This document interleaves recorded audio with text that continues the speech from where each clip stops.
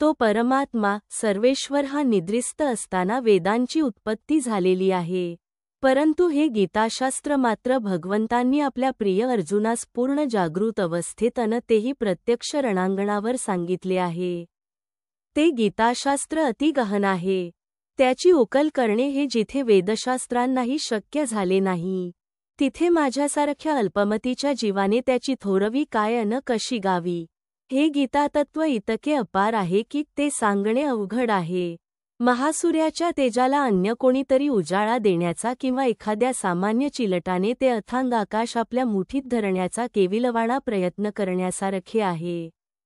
परंतु ज्या अर्थी माझे सद्गुरू निवृत्तीनाथ यांनी मला या कार्यास प्रेरित केले आहे, त्या अर्थी केवळ माझे निमित्त करून तेच हे महान कार्य माझे हातून करवून घेतील असा माझा दृढ विश्वास आहे.